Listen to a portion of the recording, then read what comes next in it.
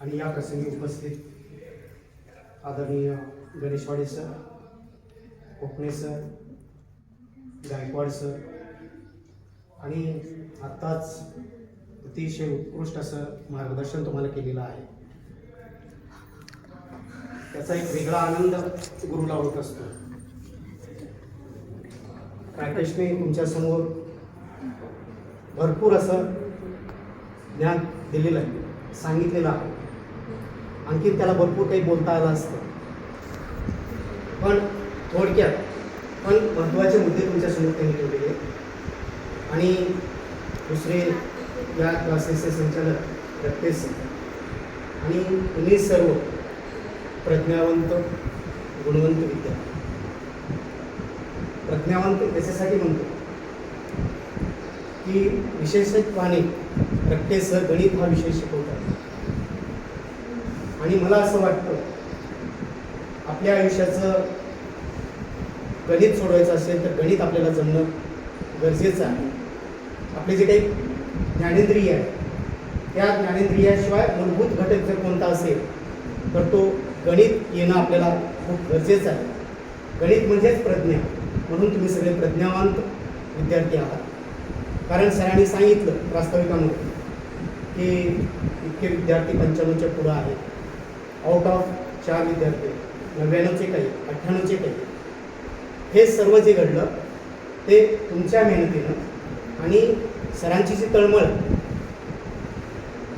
त्यामध्ये सातत्य ठेवणं किंवा वेगवेगळ्या स्किलच्या माध्यमातून वेगवेगळ्या पद्धतीनं तुमच्यामध्ये ते गळी उतरवणं, हे जे काम रट्टे सर आणि त्यांचे सहकारी करत आहेत त्याबद्दल सर्वप्रथम मी त्यांचं खरोखर अगदी अभिनंदन करतो. आणि तुम्ही जे सर्व यशस्वी विद्यार्थी आहात त्या सर्व यशस्वी विद्यार्थ्यांचं मी मनपूर्वक अभिनंदन करतो. दुसरी गोष्ट, तुम्ही काही जण याच्यामध्ये 10वी उत्तीर्ण झालेले आहात आणि काही 10वीमध्ये शिकत आहात. राकेश दवणे सरांनी सांगितलं की स्पर्धेचं युग, हे जे युग आहे, हे जे हा जो काळ आहे तो कौशल्य आधारित आहे, स्किल ओरिएंटेड आहे. आणि याच्यामध्ये टिकायचं असेल, याच्यामध्ये जर टिकून राहायचं असेल तर आपल्याला वेगवेगळ्या क्षेत्रातल्या स्किल आत्मसात करणं हे अत्यंत महत्त्वाचं आहे. आता तुम्हाला मार्ग निवडायचं आहे पुढचं, 10वी नंतर पुढं काय, कुठल्या मार्गाने जायचं आहे, हे अत्यंत महत्त्वाचं वळण आहे तुमचं. 10वीच्या नंतरचं वळण हे अत्यंत महत्त्वाचं आहे. मग तुमच्यासमोर प्रश्न निर्माण होतो की आपण कोणत्या मार्गाने जाऊ. जे पारंपरिक पद्धती आहेत ते आपल्याला माहीत आहे. 10वी नंतर एक तर विज्ञान शाखेला जा, वाणिज्य शाखेला जा, कला शाखेला जा किंवा कुठला तरी डिप्लोमा करा. आणि मग हे करत असताना आपण विचार करतो की मला इतके गुण मिळाले, 90% मिळाले, 95 मिळाले, 96 मिळाले, मग मला वाणिज्य करून चालणार नाही, कला शाखेला जाऊन चालणार नाही, डिप्लोम्याला जाऊन चालणार नाही, तर मला विज्ञानलाच केलं पाहिजे, असाही समज तुमचा असतो. किंवा पालकांची इच्छा असते, काही पालकांच्या इच्छा पूर्ण झालेल्या नसतात, त्या पालकांच्या इच्छा आम्ही तुमच्याकडून पूर्ण करू इच्छितो. म्हणजे मी जर इंजिनियर होऊ शकलो नसलो तरी माझ्या मुलांनी इंजिनियर व्हावं, मी जर डॉक्टर झालो नाही तर माझ्या मुलाने डॉक्टर झालं पाहिजे. अशा पद्धतीनं पालक आपल्यावरती त्यांच्या इच्छा लादत असतात. पण मुलांनो, मी तुम्हाला एक सबुरीचा सल्ला देऊ इच्छितो. तुमचे गुण कितीही असो किंवा तुमच्या पालकाची इच्छा काहीही असो, तुम्ही या वळणावरती स्वतः निर्णय घ्यायचा आणि स्वतः निर्णय घेऊन त्या मार्गाने तुम्हाला मार्गक्रमण करायचं आहे. कारण जगातले 100% लोक महान बनण्याचं स्वप्न पाहतात. 100% लोकांना वाटतं की मला यशस्वी झालं पाहिजे, माझी कारकीर्द मोठी झाली पाहिजे, महान बनलं पाहिजे. पण त्या 100% लोकांतले फक्त 3% लोकच आपले स्वप्न पूर्ण करतात. हे 3% लोक स्वप्न पूर्ण का करतात, त्याचं कारण असं आहे, हे जे 3% लोक आहेत ते आपल्या स्वप्नांना विचारात रूपांतरित करतात. त्यांनी जे स्वप्न पाहिलेलं, त्यांचं जे ध्येय आहे ते काय करतात, त्याच्या विचारात रूपांतर करतात. ते विचार त्यांनी कागदावरती उतरवतात आणि फक्त कागदावर उतरवून ते चालत नाही, बसत नाही, तर त्याला कार्यरूप देऊन त्याला साकार करत असतात. अंमलबजावणी करत असतात आणि म्हणून हे 3% लोक असामान्य समजले जातात होतात. यश प्रत्येकालाच पाहिजे, पण मेहनत करण्याची तयारी मात्र कोणाची होती. जर मेहनत घेण्याची तुमची तयारी असेल तर तुम्ही तुमच्या ध्येयापर्यंत पोहोचू शकता, यशस्वी होऊ शकता. कारण यशस्वी किंवा विजेती माणसाचं आपल्याला यश दिसतं, पण तो कोणत्या मार्गाने गेलेला, कोणत्या खडतर मार्गाने त्यांनी प्रवास केलेला हे मात्र आपल्याला दिसत नाही. कारण यश संपादन करत असताना, त्या मार्गाने जात असताना त्याच्या मार्गामध्ये अनेक अडथळे आलेले असतात, अडचणी आलेल्या असतात, अनेक ठिकाणी त्याला संघर्ष करावा लागलेला असतो. तरीही तो संघर्षातून, अडचणीतून मार्गक्रमण करून पुढे येत असतो आणि म्हणून तो यशस्वी होतो. परंतु जो यशस्वी होतो, विजेता होतो, त्याचा मात्र विश्वास असतो की अपयशामध्ये यशाचं गुपित रहस्य आहे. जरी अपयश आलं तर त्याच्यानंतर मला यश प्राप्त होणारच आहे, असा ठाम विश्वास त्या यशस्वी व्यक्तीमध्ये असतो. तसा विश्वास तुमच्यामध्ये निर्माण झाला पाहिजे. आपण महापुरुष पाहतो, छत्रपती शिवाजी महाराज त्यांनी स्वराज्य निर्माण केलं, स्वराज्याचं सुराज्य केलं, पण त्यांना हे राज्य निर्माण करण्यासाठी किती त्रास सहन करावा लागला हे आपण अभ्यास करतो. परमपूज्य डॉक्टर बाबासाहेब आंबेडकर यांनी इतक्या डिग्र्या संपादन केल्या, भारताची घटना लिहिली. कशामुळे शक्य झाले? 18 तास त्यांनी अभ्यास केला. आम्ही किती अभ्यास करतो, आम्ही किती मेहनत घेतो, हे खूप महत्त्वाचं. जर तुम्ही तुमचं ध्येय ठरवत असताना तुमची मेहनत करण्याची तयारी असेल तर तो निर्णय घ्या आणि त्या मार्गाने जा. हे खूप महत्त्वाचं. आणि म्हणून जे मेहनत घेतात ते चिकाटीने किंवा त्या ध्येयावरती, आपल्या जे स्वप्न आहे त्या स्वप्नावरती श्रद्धा ठेवतात आणि अत्यंत संयमाने, सबुरीने, आत्मविश्वासाने यशाच्या शिखरावरती जाऊन पोहोचत असतात. हे सगळं पाहिजे त्याच्यामध्ये. आणि मग आपण आपलं ध्येय ठरवत असताना, स्वप्न ठरवत असताना विचार करायचा की मला आता 10वी नंतर कोणत्या शाखेला जायचं आहे. विज्ञान शाखेला जायचं आहे, वाणिज्य शाखेला जायचं आहे, कला शाखेला जायचं आहे, का डिप्लोमा करायचं. सरांनी सांगितलं तर ते ठरवायचं. आणि ते ठरवत असताना एक 5 गोष्टी तुम्ही विचारात घ्याव्यात असं मला वाटतं. पहिलं, आवड आणि इच्छा. तुम्हाला ज्या क्षेत्रामध्ये जायचं आहे त्या क्षेत्राची आवड आणि तुमची इच्छा आहे का, स्वतःला विचारा, पालकांना नाही.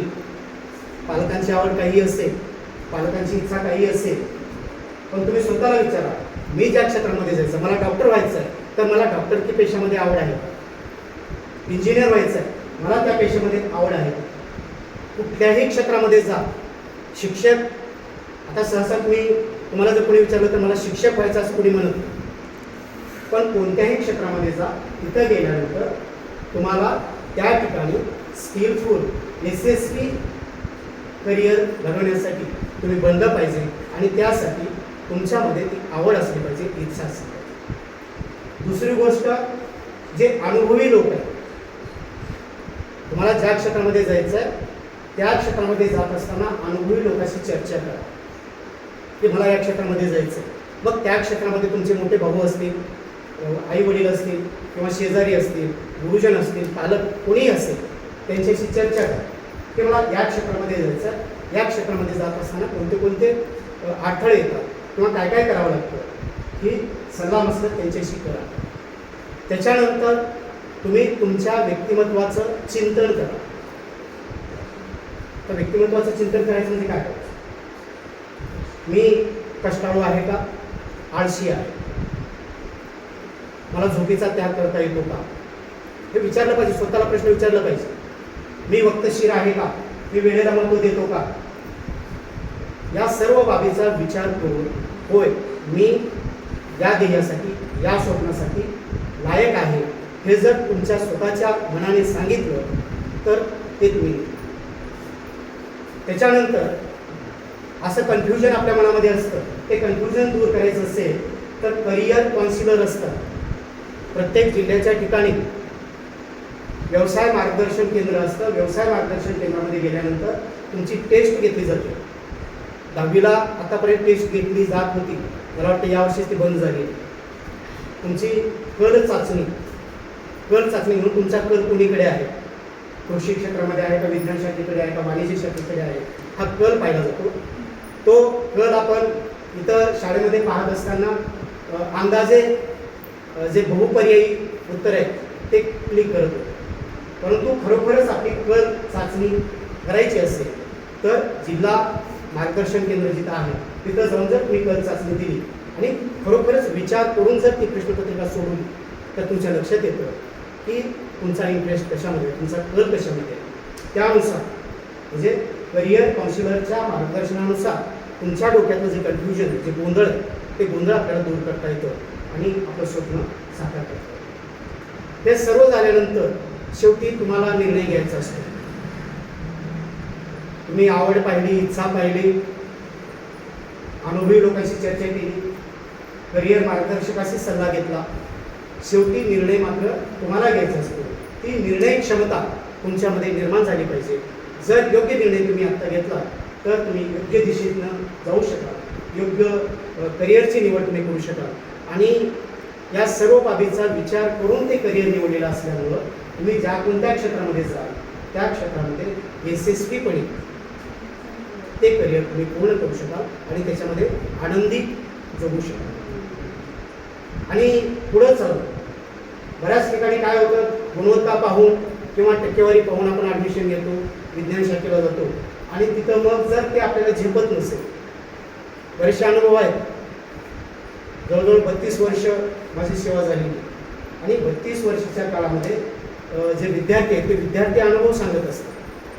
गेल्यानंतर शाहू कॉलेजला जातात, 11वी करतात आणि परत नंतर सर मला झेपत नाही, पुन्हा मग महाराष्ट्र महाविद्यालय निलंगा इथे म्हणून ॲडमिशन घ्यायचं किंवा जय भारतला ॲडमिशन घ्यायचं. म्हणून असं करण्याऐवजी जर विचार करूनच जर तुम्ही मला इतके गुण मिळाले, ते गुण कसे मिळाले किंवा गुणवत्ता तुमची किती आहे, तुमची कॅपॅसिटी किती आहे, हे गुरुपेक्षा किंवा आईवडिलापेक्षा तुम्हाला माहिती आहे. तुमची टक्केवारी ही तुम्हाला माहिती आहे. माझी टक्केवारी ओरिजिनल आहे का किंवा माझ्यामध्ये सरांनी म्हटल्यासारखं टॅलेंट आहे का, त्या टॅलेंटमध्ये मी उतरू शकतो का, याचा विचार करून करिअर निवडावं. जे कोणी आता 10वीत उत्तीर्ण झालेले त्यांनी योग्य करिअरची निवड करावी, योग्य दिशेने वाटचाल करावी आणि तुमच्या वाटचालीसाठी खूप खूप शुभेच्छा देतो. आणि आता 10वीमध्ये जे अवश्य शिकत आहे त्यांनासुद्धा यांची प्रेरणा घेऊन तुम्ही खूप खूप अभ्यास करा आणि यांच्यापेक्षा जास्त गुण मिळवून आदरणीय रट्टे सर यांचं जे स्वप्न आहे म्हणून यशस्वी कोचिंग क्लासेस पूर्ण निलंगा शहरामध्ये जास्तीत जास्त गुण घेणारे विद्यार्थी यशस्वी कोचिंग क्लासेसमध्ये निर्माण होऊ इतकी सदिच्छा व्यक्त करतो आणि